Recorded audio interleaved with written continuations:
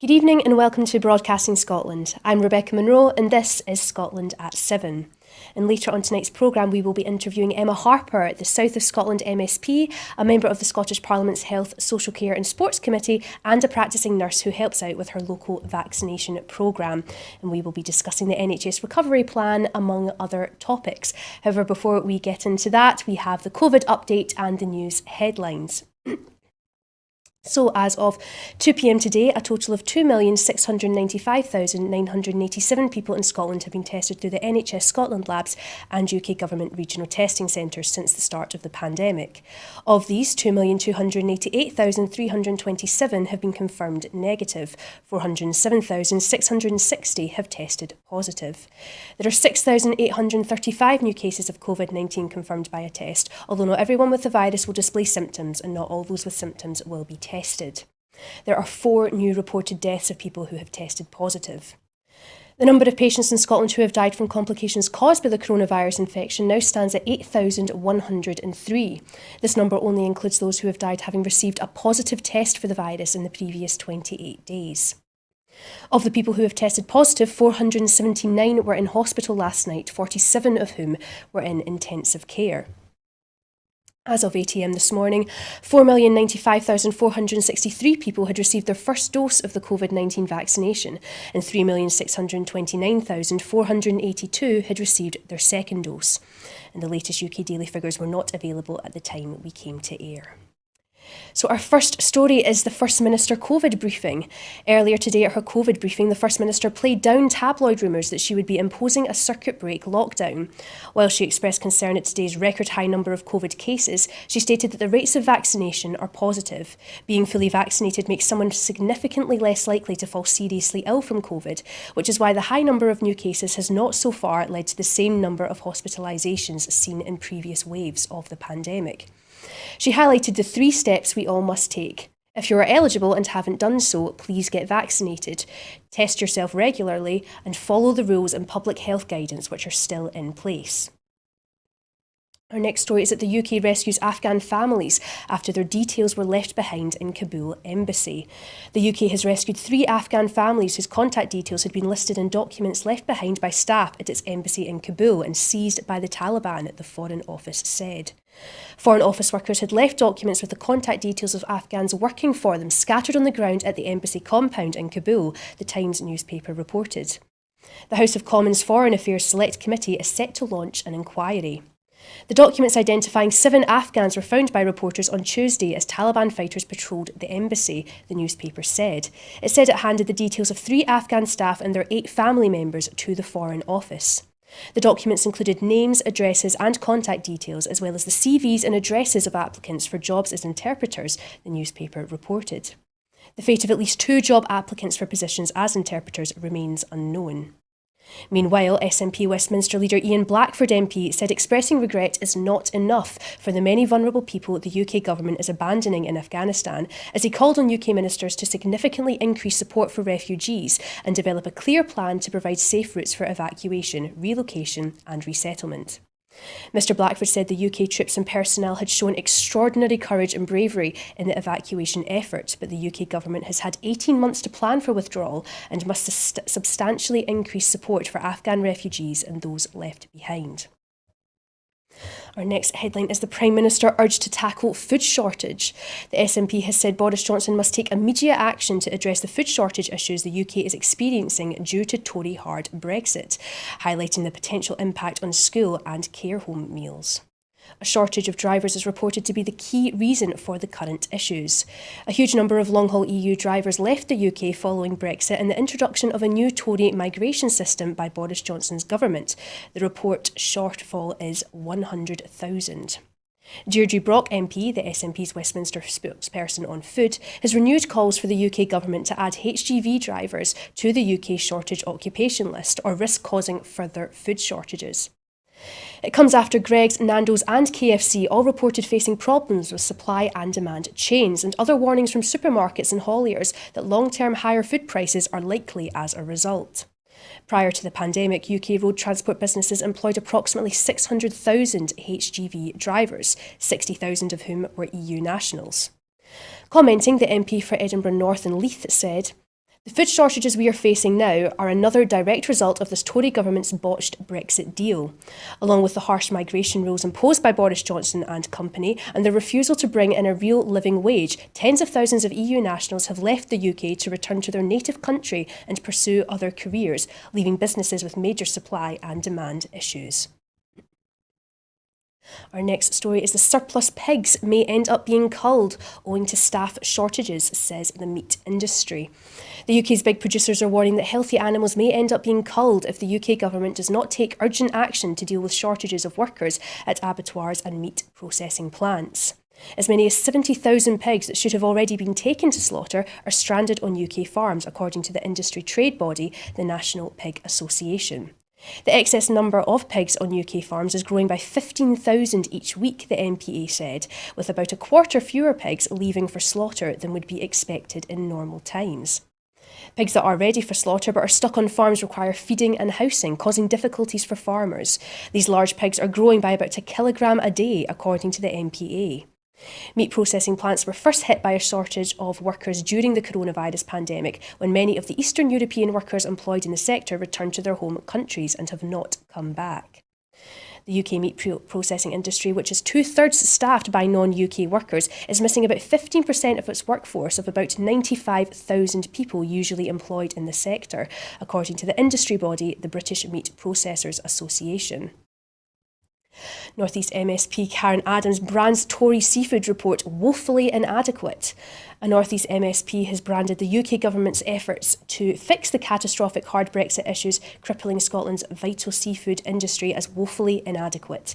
The final report of the UK government's Scottish Seafood Exports Task Force was published yesterday on the progress made to mitigate the calamitous effects on Scottish seafood exports caused by the UK government's hard Brexit. Commenting on the report, SNP MSP for Banff and Buchan Karen Adams said, after just 6 months and only 8 meetings, the Westminster Government's task force has submitted its final report, so you might expect that the numerous problems faced by our vital seafood industry have been resolved. Spoiler alert, they have most certainly not, and the job is not even half done.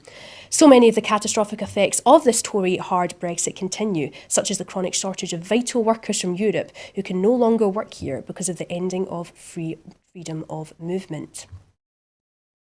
Our next story is the creative professionals must have visa-free travel.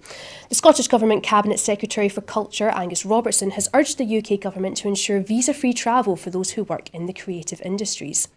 In a letter to Secretary of State for Culture, Media and Sport, Oliver Dowden, Mr Robertson said the UK Government should negotiate an agreement with the UK this year. The Scottish Government has consistently pushed the UK Government to act on these issues, and it is now more pressing than ever that action is taken so that those who work in the cultural and creative industries can plan for the future. Mr Robertson added, should barriers such as the need for visas remain in place, there are concerns that this could put in place an insurmountable obstacle to touring in parts of the EU. Ultimately, this could jeopardise the ability of some to continue working in the sector altogether. As such, the ability to return to international touring without additional restrictions must be seen as a key element of the sector's recovery from the impacts of the pandemic. Our next story is that 7 US Capitol Police sue Trump, say he incited a deadly attack. 7 US Capitol Police officers on Thursday sued former President Donald Trump, alleging that he conspired with far-right extremist groups to provoke the deadly January 6th attack on Congress. The officers in a lawsuit filed in Washington, D.C. federal court alleged the attack was a culmination of months of rhetoric from Trump, who they say knew of the potential for violence on and actively encouraged it in the hopes of halting the certification of President Joe Biden's election victory. The lawsuit alleges Trump conspired with the extremist groups the Proud Boys and the Oath Keepers, as well as far-right political operatives including Roger Stone and Ali Alexander, who promoted Trump's speech near the White House right before the Capitol attack. The lawsuit alleges that Trump, in concert with other defendants, deliberately and persistently made and encouraged false claims of election fraud to discredit and disingenuously incite outrage among his supporters. And the next story is support to protect Scotland's coastlines. An estimated £1.2 billion of Scotland's buildings, transport, infrastructure, culture and natural heritage may be at risk of coastal erosion by 2050, according to new research. As part of the Scottish Government's Dynamic Coast project, funded by the Centre of Expertise for Waters, the University of Glasgow has developed new maps to serve as a coastal change adaptation planning tool for government, agencies, local authorities, as well as communities and businesses. With evidence from the maps, the government is encouraging local authorities to prepare coastal adaptation plans, supported by an additional £12 million of investment. In recognition of the heightened landscape of climate-related risk in Scotland, Dynamic Coast will form part of a wider national programme to build resilience. The Scottish Government has also already announced plans to host a National Climate Resilience Summit in the autumn to raise awareness and build momentum across the public and private sectors in advance of COP26. Earlier today, Net Zero Secretary Michael Matheson visited Montrose to see the sand dunes, which help protect the town from coastal flooding and erosion. And now let's go and take a look at the interview that was done earlier today with Emma Harper. Hi Emma, so thanks for joining us on today's programme. So how are you doing this evening? I'm doing very well, thank you. I've had a really busy week, so I'm glad it's, well, not quite over, but almost. Almost the weekend. Ready to relax slightly. No problem. So today we're going to be discussing or focusing on the NHS recovery plan, and this plan sets out the Scottish Government's key ambitions and actions to be developed and delivered over the next 5 years.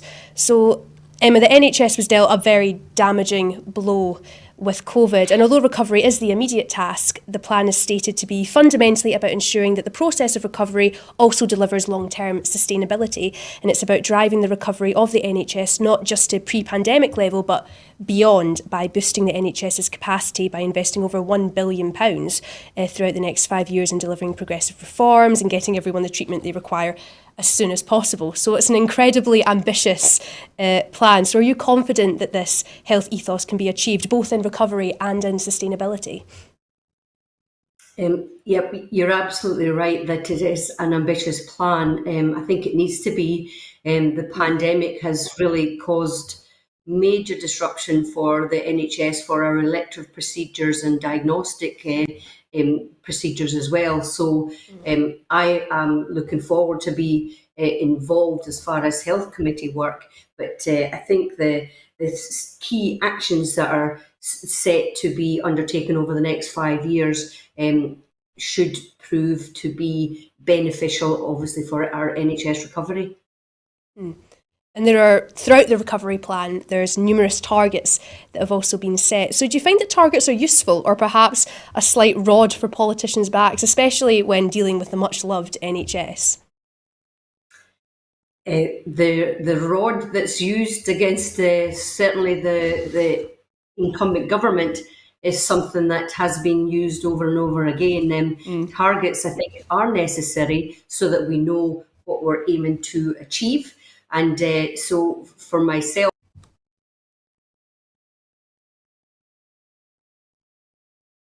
but targets are in some instances are necessary.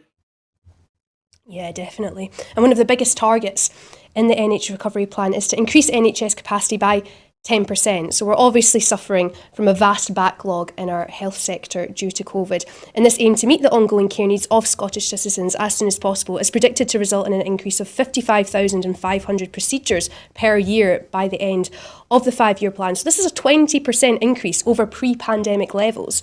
So is this truly attainable given the difficulty in knowing as well the true extent of the backlog that could emerge following the pandemic? Well, I think we have to set our goals to obviously aim to achieve these outcomes that have been set. We have an older population, and as our populations get older, then we have more multiple comorbidities, so lots of treatment requirements potentially. And, you know, as our people get older in our society, there is going to be a need for more intensive or invasive surgery, for instance. So setting the goals at these high levels are necessary. Yeah.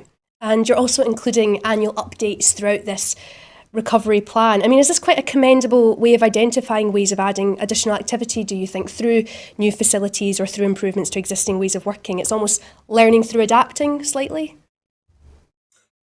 Yeah, I mean, I think whatever the plan is proposed, it can't just be set in stone because it will need to evolve over the next 5 years, especially as we head into winter. We're going to head into flu season. We are seeing COVID numbers increasing across Scotland as well, and especially in part of my South Scotland region. So I think that what we need to do is allow the plan to evolve as necessary. We need to look at the annual reporting to make sure that we're in the right direction, for instance. And as part of the Health and Sport Committee, we will be doing continuous scrutiny of various aspects of the recovery plan. But again, I'm confident that whatever we do, we need to be engaging and supporting and hopefully working in a collaborative approach across all parties. Yeah, no, definitely.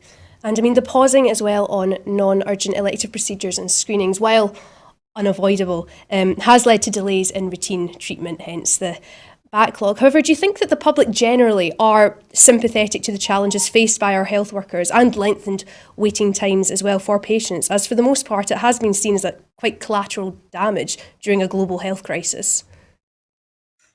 Yeah, I think the members of the public that I speak to when I'm doing vaccinations, because I'm still a nurse and I'm still vaccinating.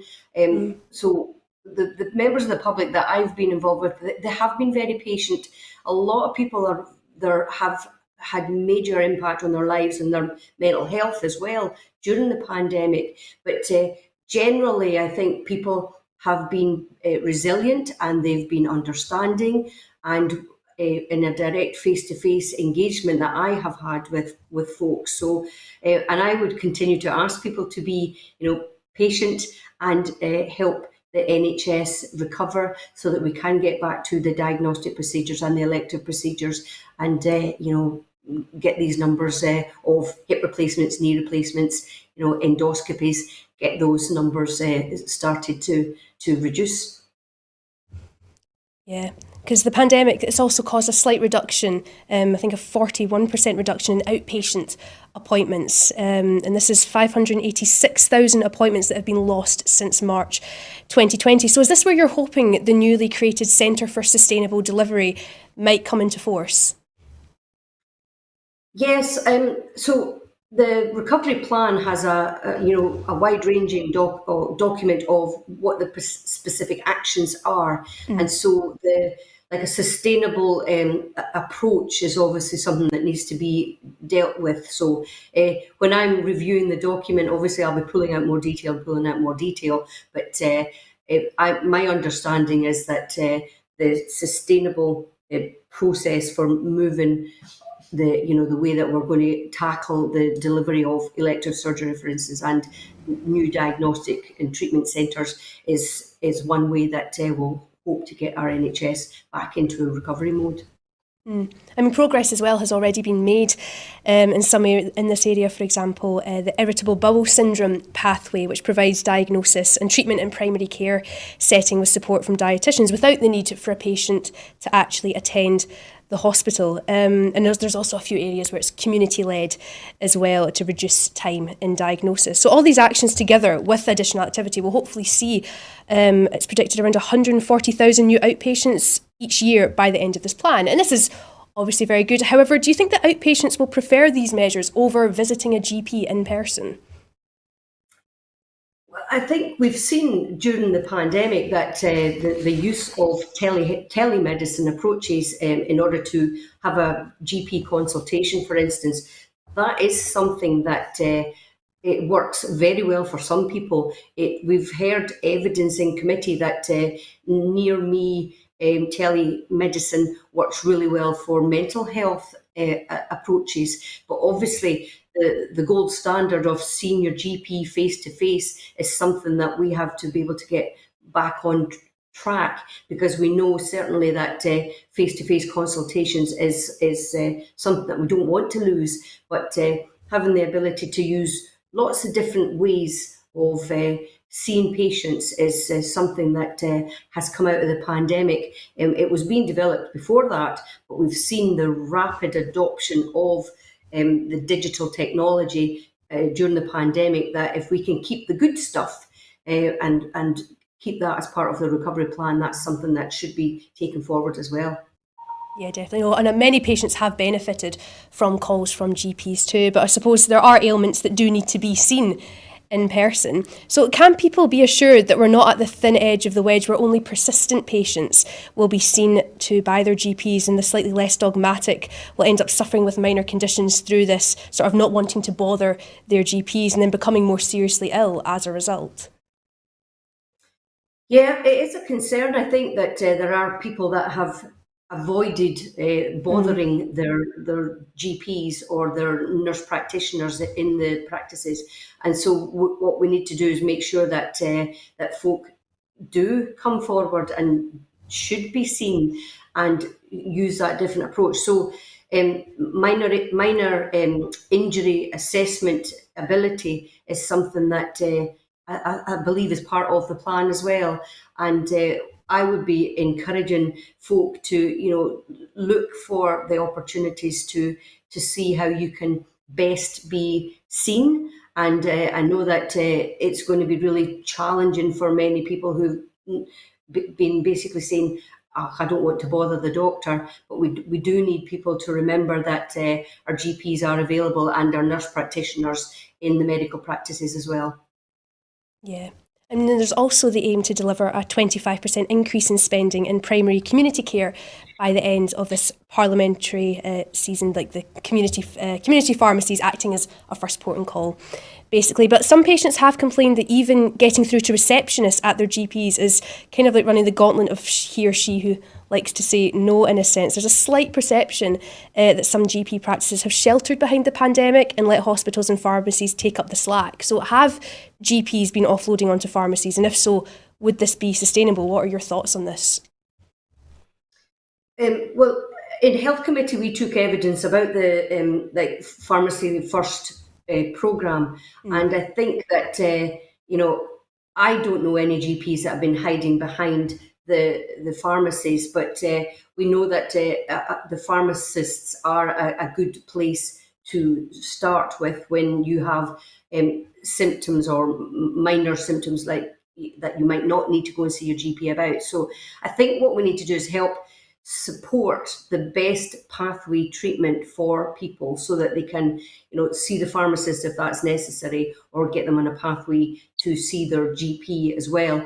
And I also think it's really good that we're going to implement mental health practitioners in general practice as well, because that's something that from the pandemic we've seen that we really need to support the mental health of the public and of course the mental health of our health and social care staff as well. So there's a lot in this programme that probably it's going to take us days to go through and see what the specifics are in the programme. But obviously the Hamza Youssef, our Cabinet Secretary, has got this programme together with the First Minister, and I look forward to helping support taking this programme forward.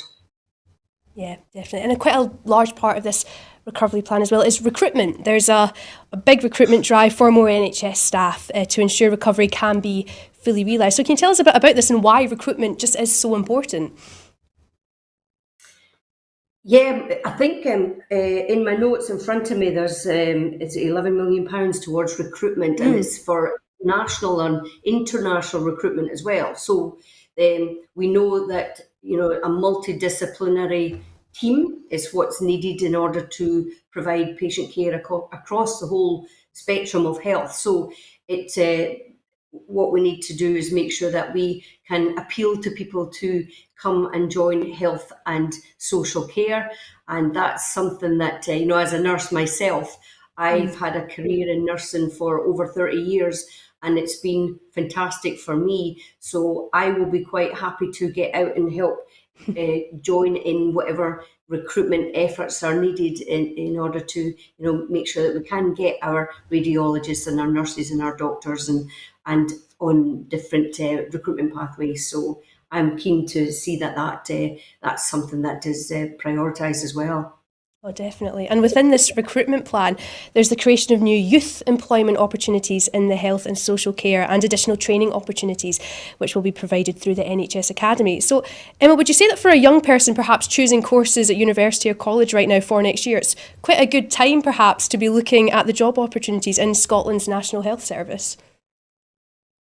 Definitely. And when I was a clinical educator, we used to do recruitment drives so that young people knew that health employment opportunities where it wasn't just about nursing or being a doctor. So encouraging people, what do physiotherapists do? What do pharmacists do? What do radiologists and radiography technicians? What are they? What is their job? So there are so many wide-ranging opportunities, especially also in mental health, clinical psychology. So there's a plethora of potential pathways into medicine, and that is an opportunity. If we can reach young people and encourage them into healthcare, that will help address our recruitment issues. Oh, yeah. And you also mentioned mental health just a little bit earlier, and just in relation as we're talking about young people. So the mental health services pre-pandemic was challenging, but during lockdowns and now in our recovery, a commitment of at least 10% of frontline health spending will be dedicated to mental health, with at least 1% of this going to services for children and young people. And young people have had some of their most sociable years cruelly curtailed or have experienced bereavement during this pandemic. So it's quite crucial to get this right, isn't it? Especially in a time of recovery. Absolutely. I think mental health is pretty much should be like top of the pandemic recovery priorities. I have a special interest in this as well, and I'm one of the co-conveners of the mental health cross-party group. And so for the last couple of years, I've worked with SAMH and looked at what can we do. But now that, we've had 18 months of lockdown, we've had 18 months of young people facing like real challenges in their schooling, and then of course the young ones as well, the wee primary school kids that have been separated from their pals as well. So mental health is going to be a huge issue, and we need to make sure that the way that it's targeted as far as supporting young persons and older people as well, that's something I'll be keenly interested in following, and we need to make sure that big emphasis is on mental health and mental health recovery. Yeah. And do you think this wee monetary boost will be enough, or I suppose, will there ever be enough in cases like this? Do you know, I think when we took evidence at committee about the budget, 50% of the budget is spent on health. And so we were really interested in committee looking at social prescribing, for instance. So social prescribing is something that, we can encourage people to, get out and walk or cycle or do other things that are supporting their better health as well. So to tackle isolation, for instance. So yeah, I worry that whatever money we put out there, it's never going to be enough, because we're always going to be seeking to improve and seeking best ways to tackle not just the mental health but also physical health as well. It is a real challenge because of the demographics of our population of the people in Scotland. So you're probably right, Rebecca. It's never going to be enough, but we need to do what we can with the money that we have, and to maximise the best output and the best opportunities for recovery from this pandemic. Yeah, well, the Mental Health Transition and Recovery Plan is backed by at least a £120 million recovery and renewal fund, which is the single largest investment in mental health in the history of devolution. This is quite a milestone, isn't it? Yes, and we've got a new mental health minister in Kevin Stewart, and I've already, and Kevin's experience as in his previous ministerial portfolios, I think will be really, really helpful in his mental health portfolio as well. So it's often, it's really challenging for ministers to work in one portfolio because everything crosses over. So I think that the £120 million is a great amount that can be targeted in specific ways. And, we think about the approaches that we need. There's so many challenges, even just training a clinical psychologist can take up to 4 years, and supporting people through training and into the workforce then is going to be very valuable for us. And I think our Minister Kevin Stewart does have the ability to take all that forward, and I'm sure he'll be successful. Yeah. And NHS and care staff require support too, obviously. Even heroes need a little TLC to keep going. So, and there is, I believe, an additional £3 million a year to provide enhanced wellbeing support, both locally and nationally. But will this be a well-meaning band-aid, or do you think that this funding will properly resolve key worker pandemic fatigue? Well, again, in my experience, I know that there are practitioners who have accessed the mental health support that has been offered to them during the pandemic, and obviously that does need to continue. I'm hearing on the ground that people are fatigued. The NHS workforce, the health and social care workforce, you can tell by the communications that are put out sometimes that people are tired. There's a lot of staff that didn't get their holidays. So I think that we do absolutely really need to be mindful that our National Health Service staff and our health and social care staff out in the communities as well all need to be supported and protected, and we need to make sure that we have the staff available to continue to support the health service and as we move forward in the next 5 years. Yeah. And there is a National Wellbeing Club and Helpline for advice, which has been accessed by 115,000 health and care staff since May 2020, which is quite a lot. And the NHS Education is researching how health boards can improve their delivery of psychological interventions for staff. So this practical support is incredibly important, isn't it? It's about valuing and supporting our workforce as well. Yep, absolutely. In conversations, again, that I have had with the healthcare providers, so when we first started vaccinating last December and then into January, there was a lot of the healthcare staff were talking about, whether they had access support or not. And there was many that were a bit reluctant, but I used to encourage people to please access the support that's out there, whether it is just simply going online and looking at Clear Your Head or actually speaking to somebody. So there are different opportunities that people can take up. And I don't think, I think the staff need to know that, it's okay not to be okay. And we need to make sure that we encourage our staff to be to support each other and feel supported themselves. And that's something that I know that we're going to be looking at in our health committee work, and it's something that I'm really keen to pursue.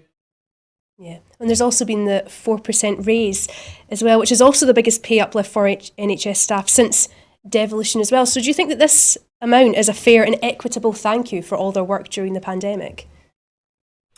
It's certainly a good 4% pay rise is a good start. I know that comparing to what was offered south of the border, it's certainly more than that.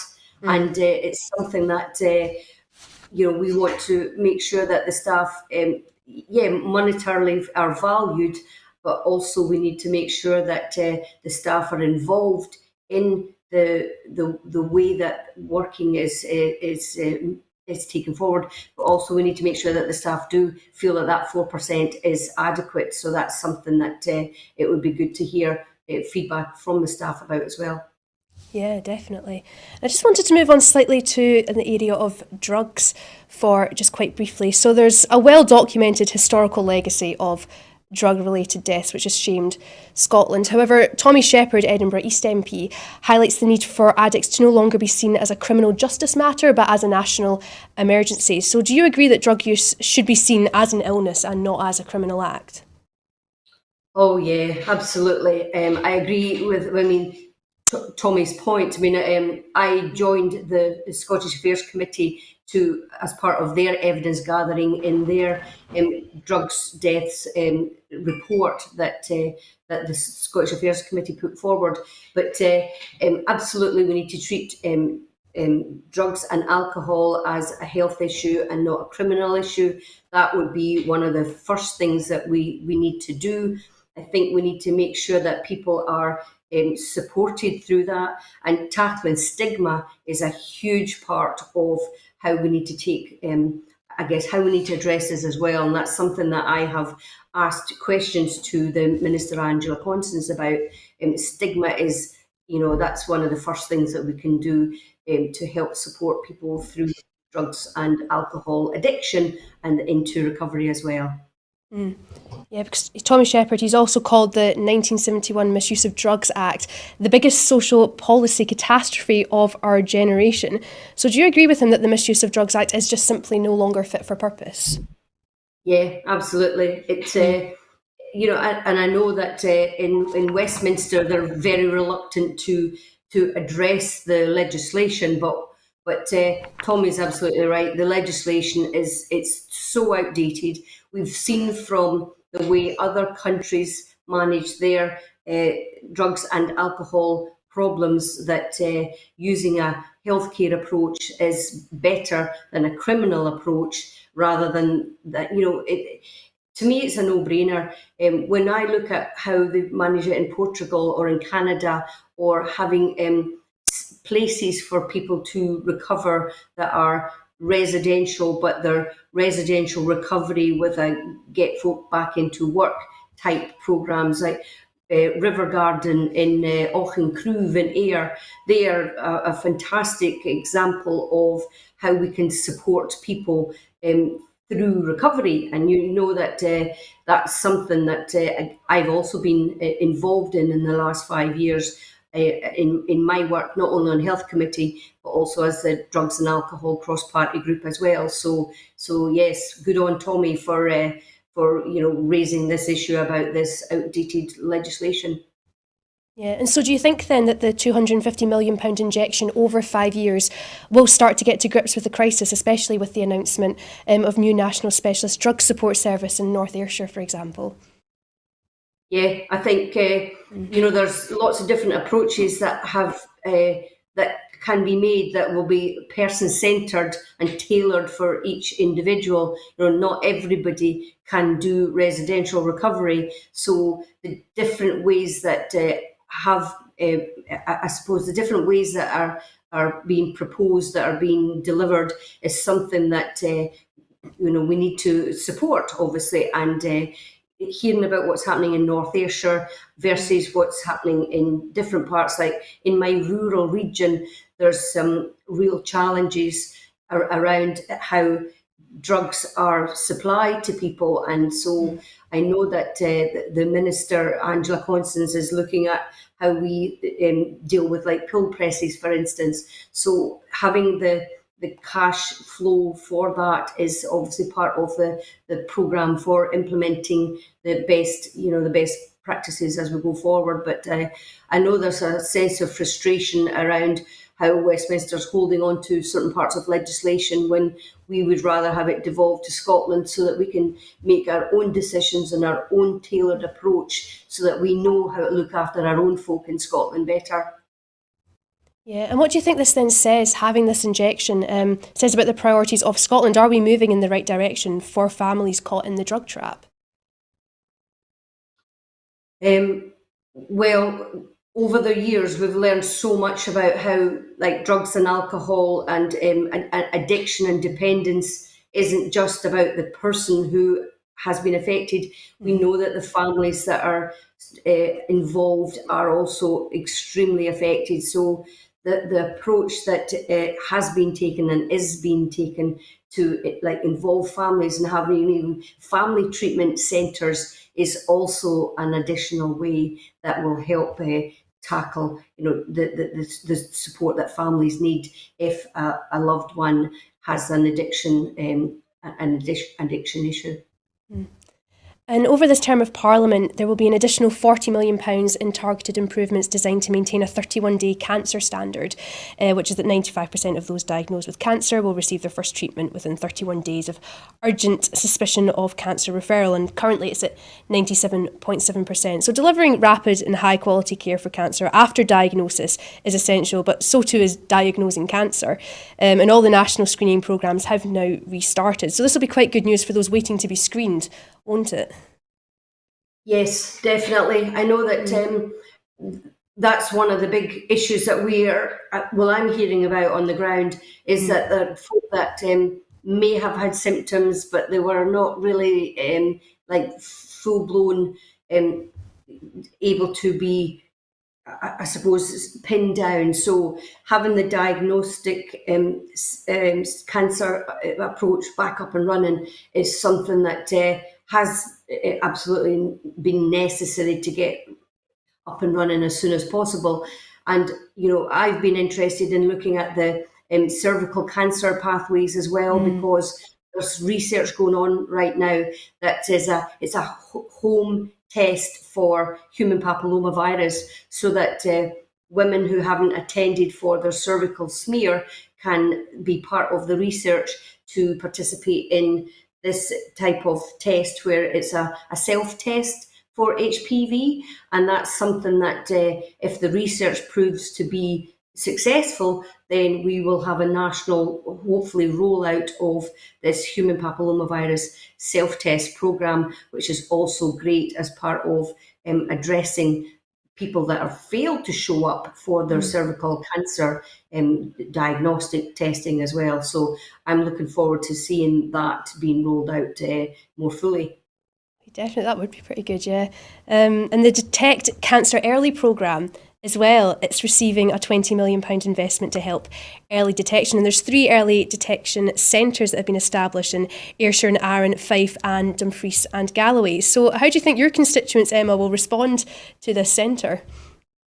Yeah, well, the Dumfries and Galloway Centre was one of the first to open. So as soon as I had heard about it, I contacted NHS Dumfries and Galloway. And so they've got the ability to have this fast track for people who present with symptoms. So my understanding, and in my last contact, was they had already triaged patients or people through the fast track process. So it's welcome news. We did a fair amount of press about it to raise awareness for people, so that they knew that this brand new first fast track diagnostic centre was open in NHS Dumfries and Galloway. So I was really pleased to be one of the first places to be chosen for that. Definitely. And I would also like to mention your commitment to improving the well-being of your constituents in Galloway by harnessing the goodwill and business strengths in South Scotland to bid for a new national park, because the pandemic has certainly demonstrated the importance of green outdoor spaces for our well-being and mental health. So how do you think this new designated national park for communities will improve the quality of life for citizens in your area post-pandemic? Yeah, it's been so for the last 5 years, there's been a lot of discussion with different people around having a new national park established. And obviously, the Galloway National Park Association have done fantastic work reaching out and engaging and speaking to people. So, and for me, we've seen the value of outdoor spaces and access to outdoor spaces during the pandemic to help people's mental health. It's something that has been evidenced. So having a national park, if we're going to have one in Scotland at all, for me, it's got to be Galloway. And so I'm going to be keen to keep raising the issue and pursuing it, so that the government assigns our next national park to Dumfries and Galloway. And that's I'd like to see the whole consultation process move forward for that. Yeah, and Emma, you've been working with locals and stakeholders in Galloway for such a park. And do you think that Galloway will be a fitting showcase start as well to the SNP and Green collaboration agreement? Yeah, I think, we don't have any Green parliamentarians in the south of Scotland, but we've certainly got some good Green voices. And, I'm keen to, well, I already work collaboratively with the other politicians in the south as well. And so as we get back into Parliament in the next week, actually, it'll be really good to see how we can make a collaboration work really well with, members of all parties, but the Green Party especially, as we move forward for next year's council elections as well. But I am going to be keen to just continue to work with my own SNP group councillors in the south of Scotland, but the collaboration that is being voted on as we speak, it is something that we'll see the numbers when they come out, and I'm happy to work in a collaborative way, because we need to make sure that we move forward and get the big issues sorted out for our people in Scotland. Yeah, and there was one statement in particular to me that stood out in the draft document of the SNP and Green collaboration agreement, and that was that ultimately the same old politics will only deliver the same old outcomes. For bold outcomes, bold steps are needed.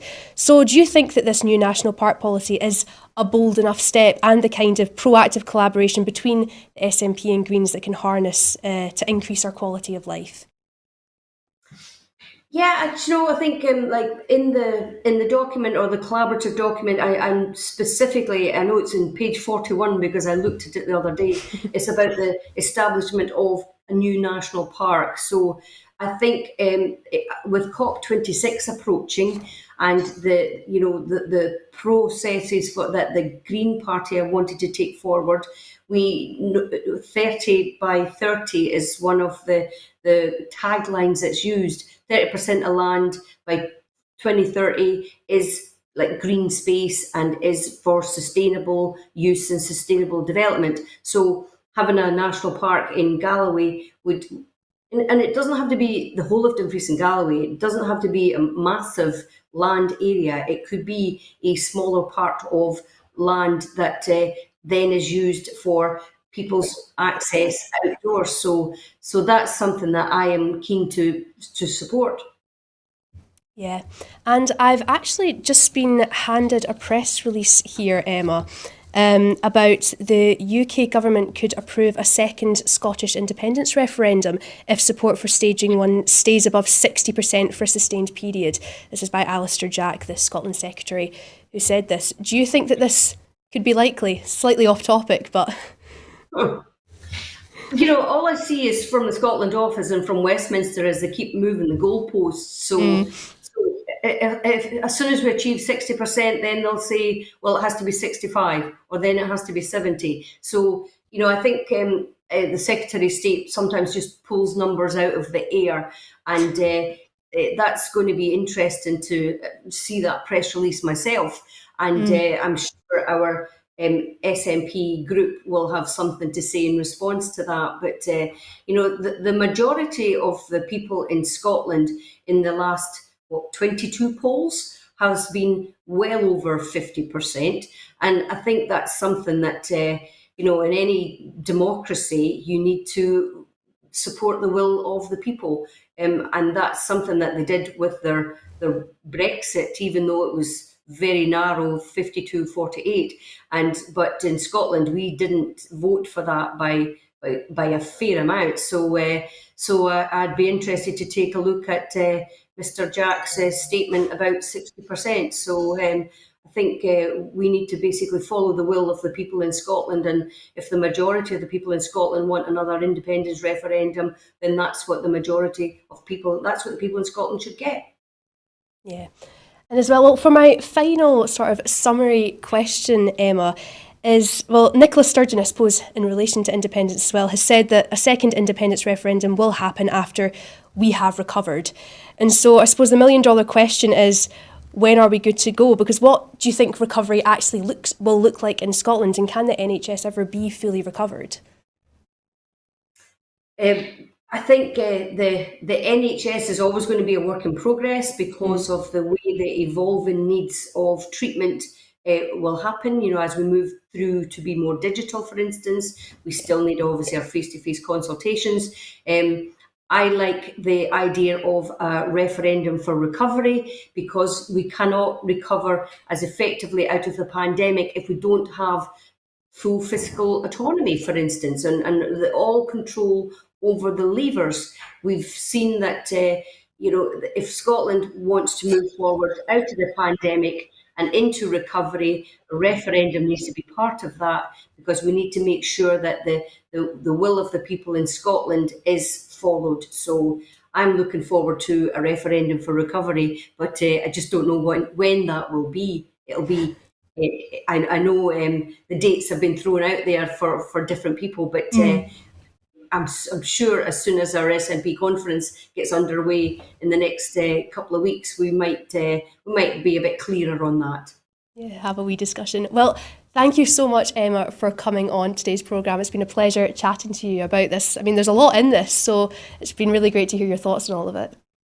Yeah, thanks very much. I'm sure there's going to be more researching and reading. I've got my iPad in front of me, so I'll have to get delved in about it as well. No problem. Well, thank you so much for coming on. It's been a pleasure having you. Thanks very much. And that is all for this evening. So thanks again to Emma for being on tonight's programme, and thanks to everyone watching at home.